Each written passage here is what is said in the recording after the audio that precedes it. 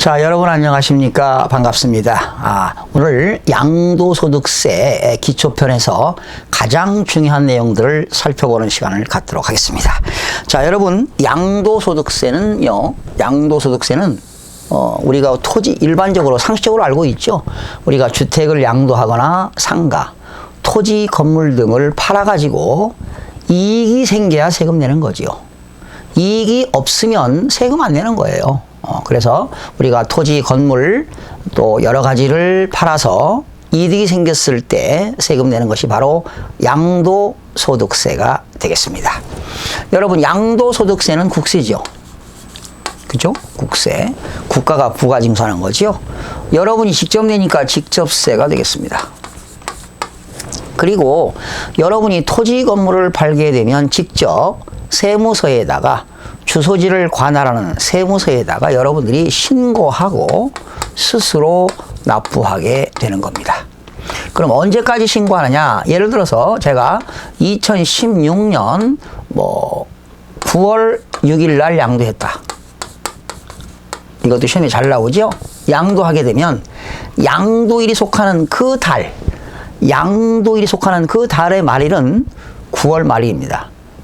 양도일이 속하는 그 달의 말일부터 2개월 이내니까 10월 말, 11월 말, 즉 11월 30일까지 이때 신고하는 것을 예정신고라고 합니다.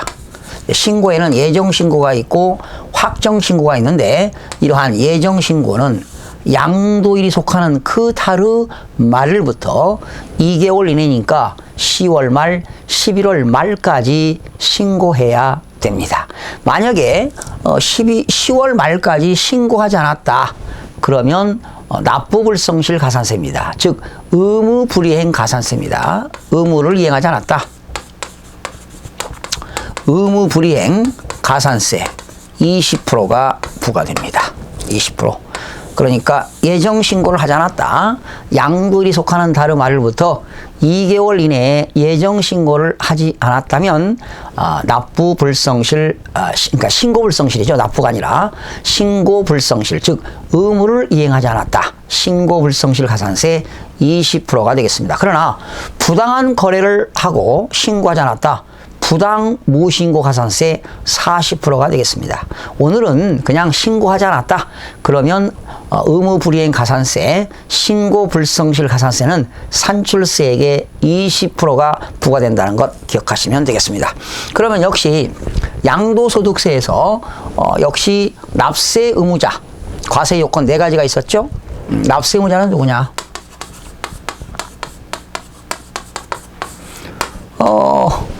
국내에 주소를 두고 있거나 국내에서 183일 이상 거소를 둔 개인을 우리는 거주자라고 합니다.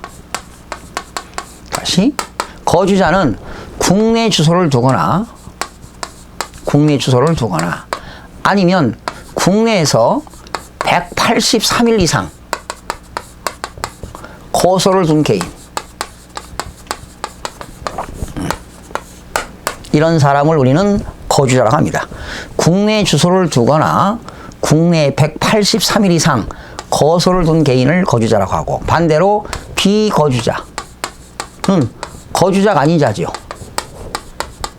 거주자가 아닌 자를 비거주자인데, 그러면 거주자가 되었던 비거주자가 되었던 국내에 있는 부동산 팔았다. 세금 내야 되겠죠. 그래서 납세 의무자는 거주자, 비거주자가 양도하게 되면 양도소득세를 내야 된다라는 것이죠. 그러면 어느 걸 팔아야 세금 낼까? 과세 대상은 무엇일까?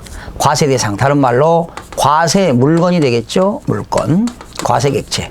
어느 걸 팔아야 양도소득세를 낼까? 이런 것입니다. 과세 대상에는 뭐가 있나요? 부동산이니까 토지와 건물이 되겠죠. 부동산. 토지, 건물 팔았다. 그러면 양도소득세를 내게 되는데, 이득이 생겨야 내겠죠. 또 부동산에 관한 권리가 있습니다.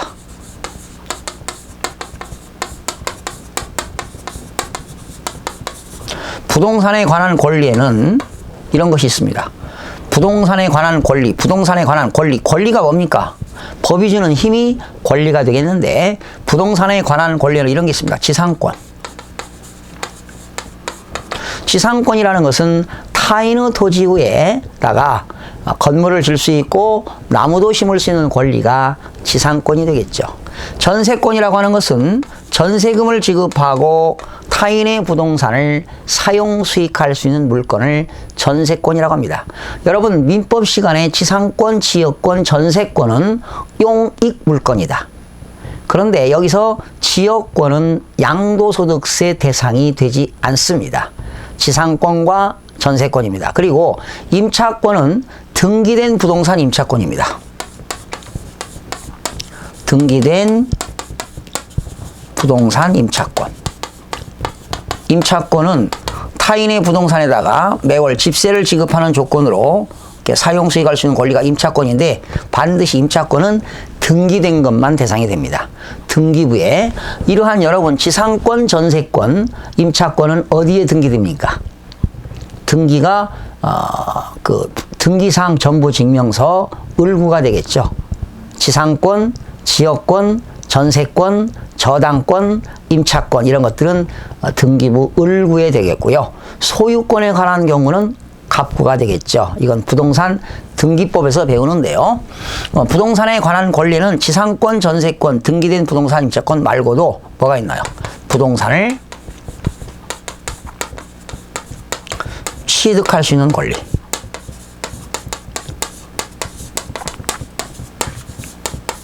그냥 들으세요. 부동산을 취득할 수 있는 권리는 이런 것이 있습니다. 아파트 당첨권. 그리고 토지 상환 채권. 토지로 상환하는 채권입니다. 그리고 주택으로 상환받을 수 있는 채권. 주택 상환 채권. 아파트 당첨권. 또 부동산 매매 계약을 체결한 자가 계약금만 지급한 상태에서 타인에게 양도하는 권리. 이런 것들도 부동산을 취득할 수 있는 권리인데 나중에 책에서 자세하게 학습하도록 하겠습니다. 자, 이런 것들이 이제 과세 대상이 되겠고요. 토지, 건물, 부동산에 관한 권리. 부동산에 관한 권리는 지상권, 전세권, 등기된 부동산 임차권. 그리고 부동산을 취득할 수 있는 권리. 부동산을 취득할 수 있는 권리는 아파트 당첨권, 토지 상환 채권, 또 부동산 매매 계약을 체결한 자가 계약금만 지급한 상태에서 타인에게 양도하는 권리. 이런 것이 있고요. 또 과세 대상에는 주식도 있죠. 주식에는 증권거래소에 등록된 상장 주식이 있습니다. 그런데 여러분들이 개인적으로 현대자동차, 삼성전자 주식을 팔았다고 해서 양도소득세를 내는 건 아니고요. 상장 주식은 대주주만 내는 겁니다. 대주주. 우리는 과세하지 않습니다. 소액주주는 과세 않고. 그러나 주식을 팔았을 때 비상장 주식. 이거는 누구나 과세합니다. 비상장 주식은 대주주 또는 소액주주 모두 과세한다. 이렇게 하시면 되겠습니다. 하하, 주식은 상장 주식은 대주주만 팔 때 과세하고 비상장 주식은 증권거래소에 상장이 안 된 비상장 주식은 대주주, 소액주주가 되었던 모두 다 과세가 된다. 이렇게 하시면 되겠고요. 또 과세 대상에는 이런 게 있습니다. 기타 자산이라는 게 있어요. 나중에 교과서에서 자세하게 배우겠는데 기타 자산. 이거는 특자 들어가는 것만 기억하세요. 오늘. 특자 들어가는 거. 특자 들어가는 게 특정 주식. 주식 중에서도 특정 주식이 있습니다. 이건 나중에 자세하게 공부하겠고요. 또 특정법인의 주식이라는 게 있어요.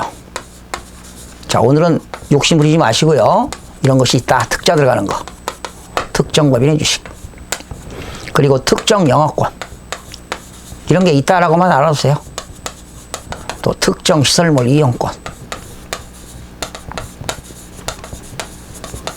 자, 오늘은 양도소득세 과세 대상 자산에는 기타 자산이 있는데 특자 들어가는 것이다. 이 정도만 기억하셔도 여러분 문제 푸는데 많은 도움이 될 겁니다. 자, 특정 뭔지는 몰라도 특정 주식이라는 게 있고 특정 법인의 주식이 있고 특정 영업권이 있고 특정 시설물 이용권. 오늘 요거 한 가지만. 특정 시설물 이용권에는 골프 회원권, 콘도미니엄 회원권, 종합체육시설 이용 회원권, 각종 시설물을 이용할 수 있는 권리가 이런 것들이 특정 시설물 이용권이 되겠는데요. 기타 자산에 들어간다는 거. 오늘은 기타 자산 4가지가 있는데 특자 들어가는 것만 기억하시면 되겠다. 내용은 자세하게 몰라도 특자 들어가는 것만 아셔도 된다. 그러면 과세 대상에는 부동산 크게 4가지가 있죠. 부동산은 토지 건물, 부동산에 관한 권리, 3번째 주식, 4번째 기타 자산. 4가지 기억하세요. 부동산, 토지 건물, 부동산에 관한 권리, 3번째는 주식인데 상장 주식은 대주주만 과세하고 비상장 주식은 대주주, 소액주주 모두 과세하고 기타 자산에는 4가지가 있는데 특자 들어가는 것이 있더라. 뭔지는 모르겠지만 특정 주식, 특정 법인의 주식, 특정 영업권, 특정 시설물 이용권 이런 것들이 있다. 이렇게 알면 되겠고요. 이제 3번째는 양도소득세 과세 표준입니다. 이게 중요한데요. 그리고 이번에도 시험에 나왔죠? 다 나왔어요. 양도소득세 과세표준, 양도소득세 세율 다 이번에 27회 때 다 시험에 나왔는데 이 시간에 양도소득세 과세표준에 대해서 살펴보도록 하겠습니다. 자, 이 과세표준은 공식을 여러분이 암기를 하셔야 되겠습니다. 흐름을. 자, 양도소득세 과세표준인데요.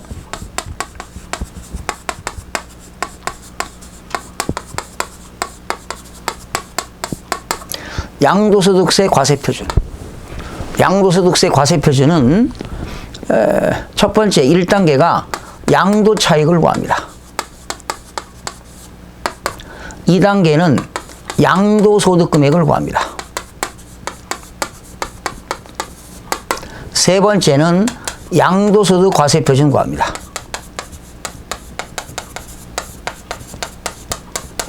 4번째는 양도소득세 산출세액을 구하는데요. 이건 이제 부수적인 건데 3단계로 나눠지는데요. 여러분 양도차익이라고 하는 것은 양도해서 얻어지는 이익을 양도차익이라고 합니다. 양도차익은요 이렇게 구합니다. 양도가액에서 판 금액에서 필요경비를 빼는 거예요. 필요경비. 내가 만약에 1억에 팔았다. 필요경비가 8천만 원이다. 그렇다면 양도차익은 2천만 원 되겠죠. 그렇죠? 그 양도가액은 내가 실제로 양도한 금액이고요. 필요경비는 과거에 사왔던 금액이죠. 3가지가 있습니다. 과거에 사왔던 거. 취득가액. 과거에 사온 금액. 그 다음에 산 이후에 말이죠. 부동산을 산 이후에 가치를 증가시키기 위해서 들어간 비용이 있습니다. 뭐 아파트를 샀다면 인테리어 비용 같은 게 되겠죠. 내용 연수를 연장시키거나 가치를 증대시키는 것. 토지 건물의 가치를 증대시키는 지출을 자본적 지출이라고 합니다. 나중에 자세하게 배웁니다. 자본적 지출. 그리고 필요 경비에는 또 우리가 부동산을 양도할 때 들어가는 기타 양도 비용이 있습니다. 기타 양도할 때 들어가는 비용, 기타 양도 비용, 기타 양도 비용. 여러분, 기타 양도 비용이 우리가 부동산을 양도할 때 공인중개사한테 수수료 주잖아요. 또 등기 칠 때 법무사 서기료가 들어가고요. 또 뭐 계약서 작성 비용도 들어가고요.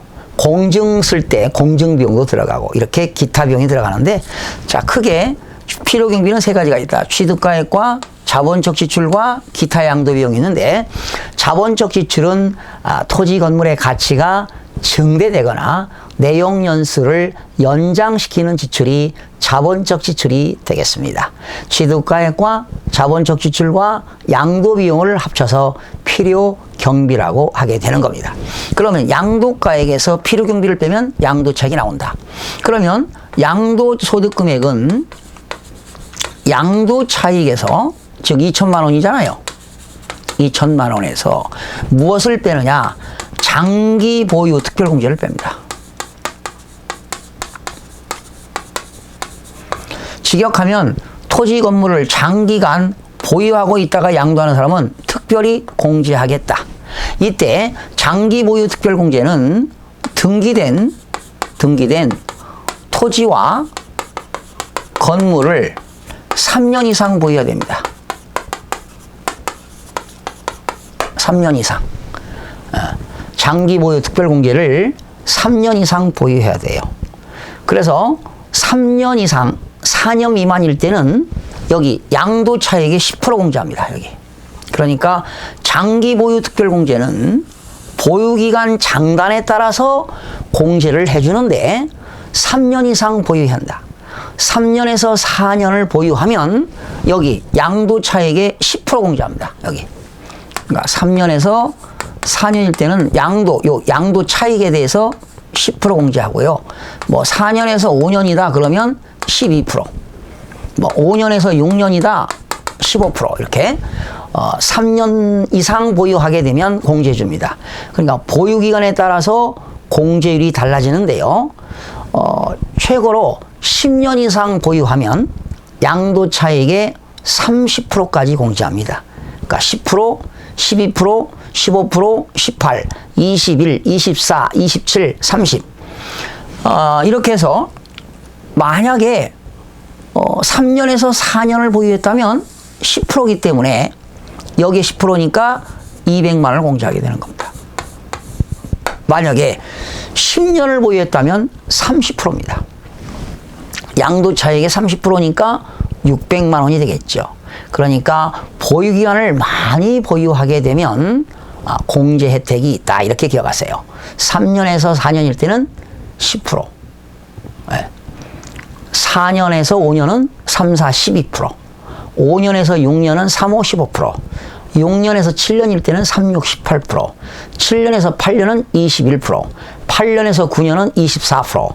9년에서 10년은 27%. 10년 보유하면 30%가 되겠습니다. 그러니까 장기 보유 특별공제는 보유기간이 많으면 많을수록 혜택이 많다는 겁니다. 2천만 원에서 200만 원 빼니까 양도소득 금액은 1,800만 원이 되겠습니다. 그러면 양도소득 과세표준은 양도소득 금액에서 양도소득 기본공제를 빼는 겁니다.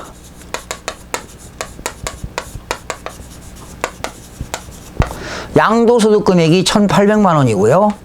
양도소득 기본공제는 누구나 1년에 250만 원 공제합니다. 1년에 한 번만 공제합니다. 1년에 2번 팔았다. 2번 공제하지 않습니다. 한 번만 공제합니다. 양도소득 기본공제는 부동산에 대해서 250, 주식에 대해서 250이니까 1년에 누구나 양도소득세를 계산할 때는 500만 원까지 공제가 가능합니다. 그러면 기본공제는 1인당 무조건 250만 원입니다. 그럼 빼니까 과표가 1,550만 원이 되겠습니다. 이게 과표입니다. 3단계지요. 양도가액에서 필요경비 빼면 양도차익, 양도차익에서 장기보유 특별공제 빼면 양도소득금액, 양도소득금액에서 양도소득 기본공제를 빼게 되면 양도소득 과세표준이 되겠습니다. 양도소득 과세표준에다가 양도소득 과세표준에다가 세율을 곱하게 되면 산출세액이 나오게 됩니다.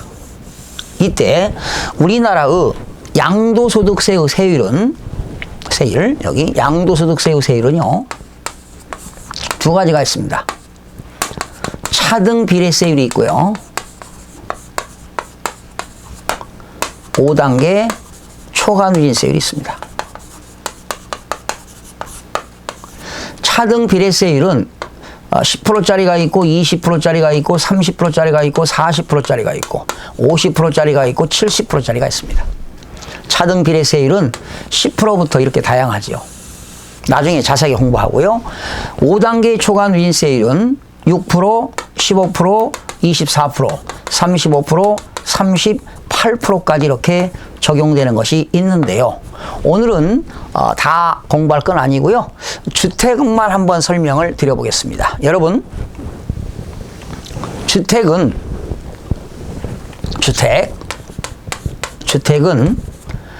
1년 미만 보유했다. 40%입니다.